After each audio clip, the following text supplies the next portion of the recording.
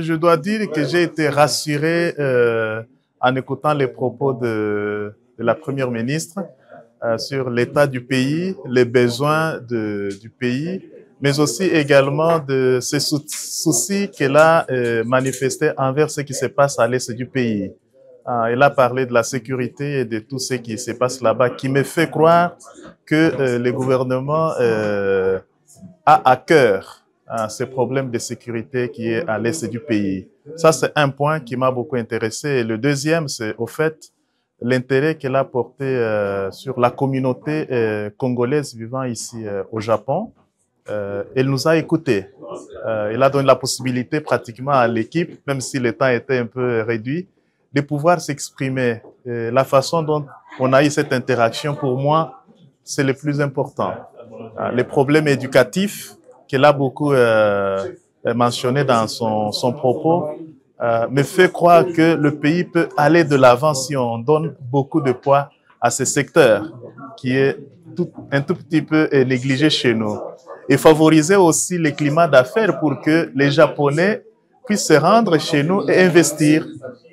Donc cela montre qu'il y a un projet assez clair pour l'avenir du pays. Pour moi, je suis universitaire, je suis professeur, mais ça me rassure.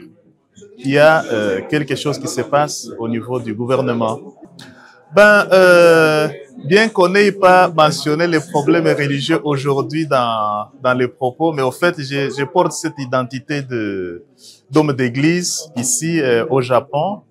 L'impression que j'ai en travaillant ici au pays est que nous, en tant qu'hommes de Dieu, nous sommes un peu, tout en aidant la population à être aux aguets quant à leurs intérêts, etc., on ne s'y mixe pas tellement dans l'affaire publique ou la gestion directe de la chose publique. À chacun son rôle pour que le pays puisse aller de l'avant. Donc, il n'y a pas à mélanger les choses, bien qu'on ne peut pas se retirer de ce qui est de l'intérêt commun de tout le monde, mais l'Église est toujours là, accompagnant tout le monde, elle s'exprime, mais elle ne doit pas s'y mixer trop dans la politique, au fait, comme je le vois ici au Japon. Personnellement, en fait, c'était un honneur, un privilège. Elle était ouverte et elle était attentive. Nous avons essayé de présenter la situation qui se passe ici au Japon de la communauté congolaise. Elle nous a prodigué des conseils, elle nous a parlé de la situation qui se passe aussi à l'Est et nous avions écouté. Et puis, elle était très attentive. Donc, c'est un peu ça ce que je peux dire. Bon, le message à la diaspora congolaise, c'est tout simplement de le faire comprendre que nous avons une mission ici au Japon. Nous sommes venus ici pour acquérir une certaine expérience qui va nous permettre qu'à la longue, nous devons rentrer au pays pour aller utiliser l'expérience que nous avons exhibée. Tel est le cas, en fait, moi personnellement, j'ai été venu ici pour le travail, j'ai travaillé 10 ans, j'ai une certaine expérience qui va me permettre que dans les années à venir, je rentre au pays pour aussi aider mon pays à pouvoir se développer avec l'expérience que j'ai acquise ici au Japon. Ce qui est intéressant, je la vois souvent à la télé.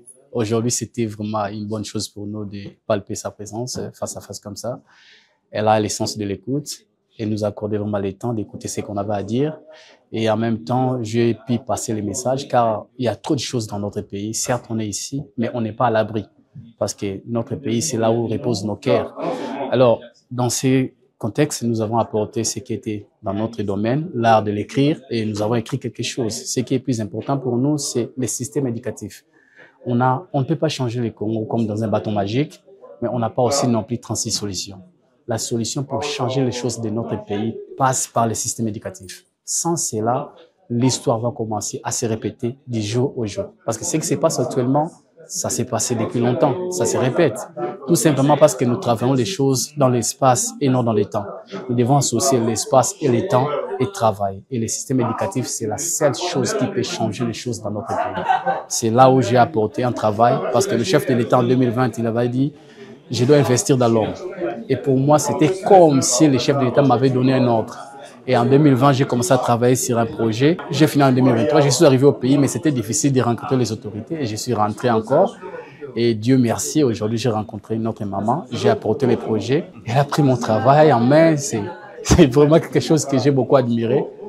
Et c'est voilà, dans ces projets-là, j'ai apporté ce que nous devons faire pour changer les choses. Et si l'excellence veut, je vais apporter maintenant comment le faire.